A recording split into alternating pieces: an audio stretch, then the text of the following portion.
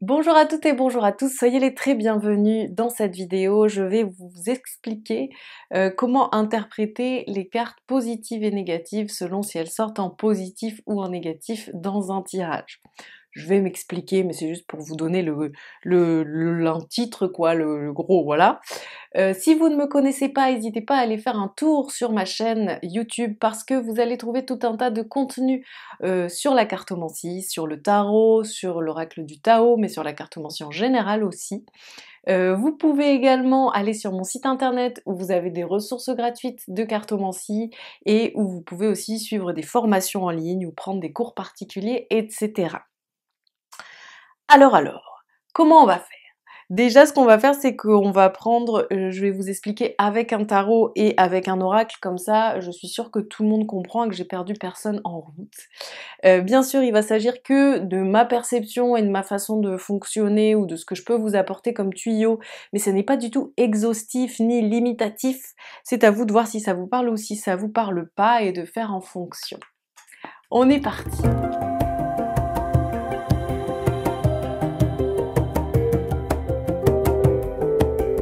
Alors, la question qu'on me pose souvent, c'est comment on fait quand on a des cartes qui sont d'un a priori négatif, qui sortent dans le positif, et des cartes qui sont d'un a priori positif, qui sortent dans le négatif. Si on a par exemple un tirage, ma situation actuelle, ce qui m'aide, donc ce qui est positif, et ce qui me dessert, ce qui est négatif, quoi, vous voyez?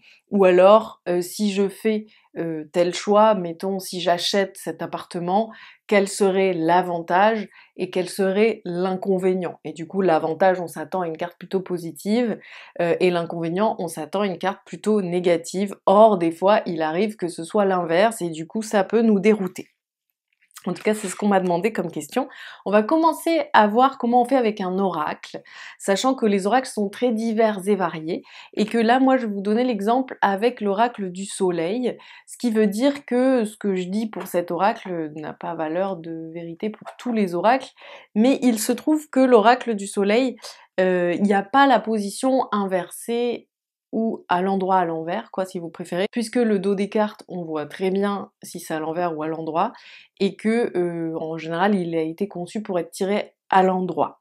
Donc du coup, des cartes qui sont négatives sont toujours dans le même sens, et les cartes qui sont positives toujours dans le même sens, ce qui veut dire que si vous avez un autre oracle qui lui fait à l'envers à l'endroit, ce sera un petit peu différent, mais là moi je pars du principe que cette carte est toujours censée être négative, donc la carte de la domination, et cette carte toujours censée être positive. Et donc du coup, comment je fais si, mettons, je dis à mon oracle du soleil, voilà, j'aimerais savoir quelle est l'énergie de ma relation avec, mettons, Mathieu, qu'est-ce qui est chouette dans notre relation et qu'est-ce qui est moins chouette. Et si, du coup, dans ce tirage-là, je tire dans qu'est-ce qui est chouette, la domination, et qu'est-ce qui n'est pas chouette, l'harmonie. Je vais me dire quand même, c'est trop bizarre. Ok, d'un premier abord, je peux me dire ça. Mais si je regarde de plus près, la domination, qu'est-ce que c'est? C'est une carte qui véhicule l'idée de lutte, l'idée qu'il y en a un qui veut prendre l'ascendant sur l'autre, l'idée qu'il y en a un qui domine l'autre, etc. Et bien là, si je l'ai en positif, je vais partir du principe que ça veut dire que dans ma relation avec Mathieu, il n'y a pas ça. Donc que ce qui est positif, c'est qu'il n'y a pas de domination dans ma relation avec Mathieu. C'est que c'est une relation où on est d'égal à égal, et où on n'essaie pas d'enterrer l'autre ou de prendre le dessus sur l'autre ou de lui comment dire, ou de lui insuffler une dynamique qui est la nôtre, etc. Si par contre du coup j'ai l'enthousiasme, de l'harmonie dans ce qui dessert notre relation avec Mathieu, Eh bien, qu'est-ce que c'est que l'harmonie? C'est quand tout est fluide, c'est quand les choses roulent d'elles-mêmes, c'est quand il y a une espèce d'osmose entre les différentes personnes, c'est quand, vous voyez, on fait corps l'un avec l'autre dans une relation, tout comme ici, cette personne fait corps avec la nature, elle est totalement nue telle qu'elle, et elle fait corps avec les éléments, et tout est doucereux sous un très beau soleil, etc. Mais là, c'est dans mon inconvénient, donc c'est ce qui n'est pas cool dans notre relation avec Mathieu. Eh bien, ce qui n'est pas cool, c'est qu'on n'est pas en harmonie. Peut-être qu'on n'a pas une espèce de compatibilité qui rend les choses complètement bucoliques et fluides, et qui fait que on est un couple harmonieux où tout se passe bien, et où on est tel quel l'un devant l'autre, prêt à s'épouser complètement et à faire corps l'un avec l'autre, comme cette personne fait corps avec la nature. Et donc du coup, ça voudrait dire que notre relation, à la fois, elle est chouette parce que il n'y a pas un truc où on essaie de se dominer, mais pour autant, bah, elle est pas très harmonieuse, c'est pas une relation qui va de soi, c'est pas une relation de fusion, quoi. Voilà, ça pourrait être un exemple pour comment on fait avec un oracle quand ça sort en négatif et en positif, alors que c'était des cartes qui ont une tendance inverse. Eh bien, tout simplement, on peut partir de l'idée que on prend le contre-pied de l'énergie qui est présente. C'est-à-dire que j'avais une énergie d'harmonie, mais comme elle est dans le négatif, ça veut dire que soit je suis dans un truc où il n'y a pas cette énergie-là. Voilà. On peut aussi le voir d'une autre façon, qui est que, mettons que je demande quelle est mon énergie actuelle, et qu'est-ce qui m'aide et qu'est-ce qui me dessert. Et du coup, dans ce qui m'aide, j'ai la domination, et dans ce qui me dessert, j'ai l'harmonie.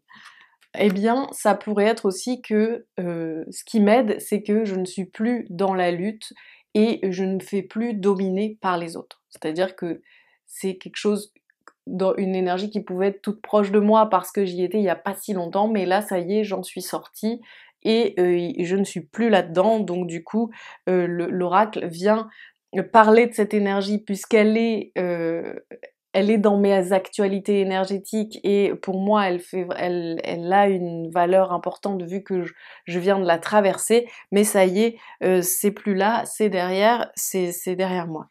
Et du coup, ce qui m'aide, ce qui me dessert, par contre, j'ai l'harmonie, c'est que bah j'ai toujours pas trouvé une espèce d'harmonie, je ne suis toujours pas en osmose avec le monde, je suis pas dans un truc qui est tout à fait fluide et simple, bien que je me sois défait de la domination, par exemple. Vous voyez? N'hésitez pas, si vous avez des questions, à les poser en commentaire, parce que parfois, quand on avance dans une discipline, on se souvient pas exactement de qu'est-ce qui coince, qu'est-ce qui reste une question, qu'est-ce qui suffit à éclairer ou non la lanterne de la personne qui est moins avancée dans la discipline. Donc n'hésitez vraiment pas, si vous avez des questions, je pourrai toujours vous répondre en commentaire ou agrémenter d'une autre vidéo. Maintenant, on va passer pour les personnes qui tirent le tarot et qui se posent cette question plus particulièrement pour le tarot.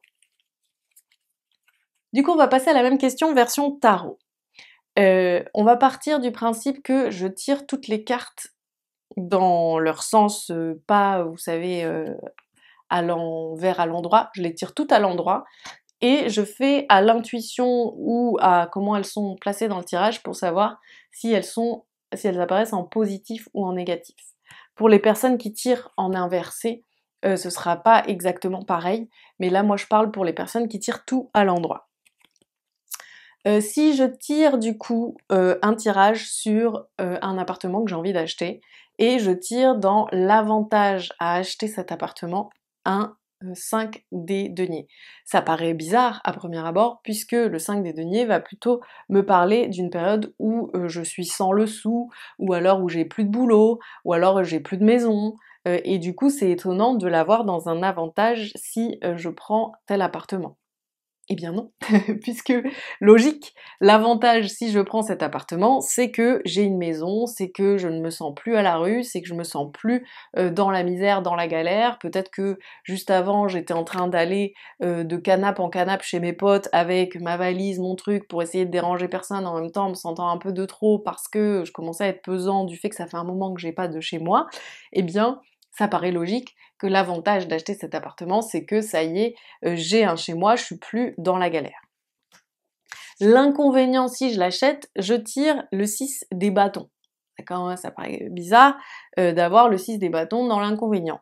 Eh bien, au contraire, c'est que si je l'achète, le problème c'est que c'est pas parce que j'ai un chez moi que pour autant je m'y sentirai bien. Et c'est pas forcément un appartement où je vais avoir l'impression que je suis victorieuse dans l'affaire, quoi.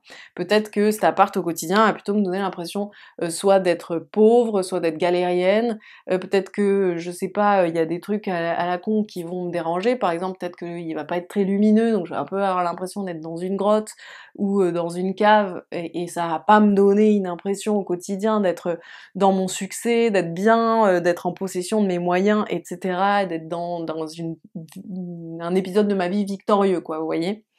Peut-être que je vais avoir des problèmes de robinetterie, de tuyauterie qui vont faire des reflux avec une odeur de canalisation un peu dégueulasse, qui vont avoir l'impression que je vis dans un caniveau, et ben je vais pas me sentir bien dans cet appart, je vais pas me sentir en bombe. Pour autant, il est pas mal parce qu'il me permet d'avoir un chez moi et de plus gratter l'amitié à mes amis.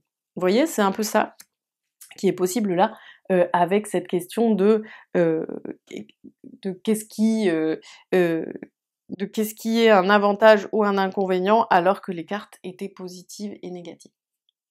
On va voir maintenant si c'est à l'envers. Et cet exercice peut être intéressant pour les personnes qui tirent le tarot tout à l'endroit, parce que de toute façon, même si c'est tout à l'endroit, parfois on a cette intuition que la carte se présente dans son versant opposé, et elle peut malgré tout être dans un avantage ou un inconvénient si elle était positive ou négative. J'espère que vous me suivez, vous voyez ce que je veux dire. De toute façon, on va s'expliquer tout de suite. Alors, mettons que là je vous ai fait un petit 3 choix pour vous expliquer. Donc du coup, on va faire ma situation actuelle, ce qui aide et ce qui n'aide pas, avec des cartes renversées pour vous donner l'exemple.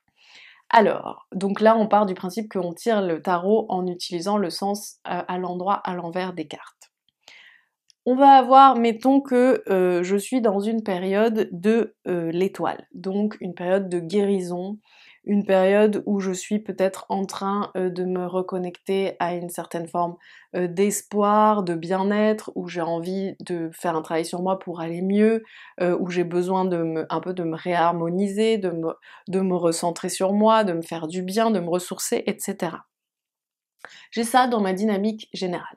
Ensuite, ça se complique. Dans ce qui m'aide, j'ai un soleil, donc une carte positive, qui apparaît à l'envers, donc à lire de façon négative, mais qui pourtant est dans ce qui m'aide. Donc c'est assez déroutant d'un premier abord. Et bien pourtant, c'est assez compréhensible, puisque qu'est-ce que c'est qu'un soleil à l'envers? Un soleil à l'envers, ça va être plutôt une période où on manque de bonheur, où on n'est pas heureux, où on se sent pas accompli, ou peut-être qu'on se sent un peu seul, ou peut-être qu'on a l'impression que l'extérieur est un peu hostile, froid, ou peut-être une période aussi qui manque de fun. En tout cas, on n'est pas bien, on n'est pas heureux ou heureuse. Et là, moi, je l'ai tiré dans ce qui m'aide par rapport à cette période où je suis en guérison. Eh bien, ce qui m'aide, c'est que comme je suis pas heureuse, comme je suis pas épanouie, comme je suis pas accomplie, comme je me sens pas bien, eh bien, ça m'aide aussi à me concentrer sur moi, sur mon bien-être, sur comment évoluer, sur ce qui me ferait du bien. Comme je suis dans une période un peu d'obscurité, eh bien, je cherche en moi l'espoir, je me reconnecte d'une façon plus spirituelle. Tout ça, c'est ce qui est dans l'étoile. Donc finalement, mon soleil à l'envers, mon avantage vient, puisque un avantage vient servir l'énergie dans laquelle je suis, donc vient servir la thématique, eh bien l'avantage qui vient servir la thématique, c'est le manque d'accomplissement qui vient servir le besoin de se réparer, de guérir de l'étoile. Vous voyez? Ça vous fait sens? Maintenant, dans l'inconvénient, dans du coup, qu'est-ce qui dessert cette énergie actuelle et cette dynamique et ce travail que je suis en train d'accomplir sur moi, j'ai la mort à l'envers. Donc la mort à l'envers, on se dit en général là, la mort c'est pas une période très agréable puisqu'on fait des deuils, c'est la fin, c'est difficile, faut accepter de lâcher prise, etc., de se transformer. Et là, elle est à l'envers et pourtant c'est un inconvénient.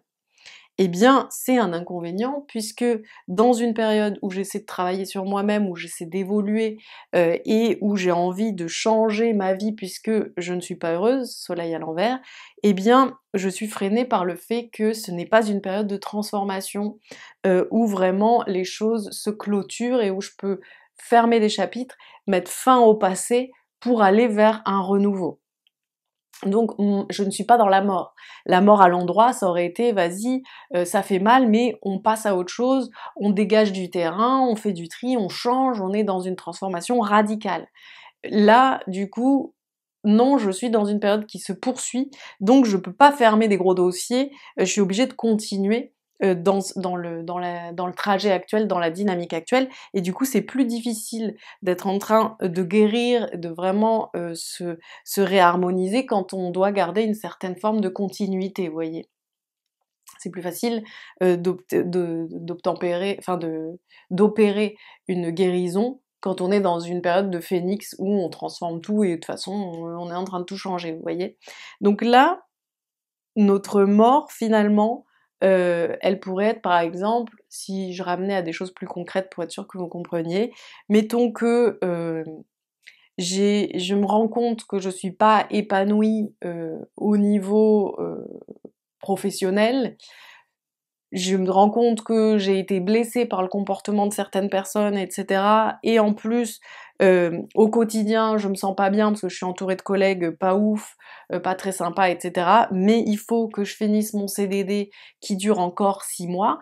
Eh bien, le problème, l'inconvénient, c'est que mon CDD, il est pas mort. Mon CDD, il est pas fini du tout. Il me reste 6 mois à tenir, donc je dois poursuivre le même chapitre, donc avec la mort ici, à l'envers, alors que je suis en train d'essayer de me faire du bien, de me ressourcer, de me réharmoniser, et du coup, ça n'aide pas, même si, comme je suis pas heureuse, au moins ça soutient mon travail de fond qui est de guérir mes blessures, quoi, et de les regarder. Vous voyez, j'espère que vous avez compris. N'hésitez pas si vous avez des questions à les poser en commentaire. Soit c'est facile, j'y réponds en commentaire, soit c'est compliqué, on fait une autre vidéo. Abonnez-vous si c'est pas fait. Suivez ma formation de tarot si vous en avez envie pour vous aider à tout comprendre. Et puis voilà, mettez des pouces, etc. Je vous souhaite une très belle suite et à très vite. Ciao!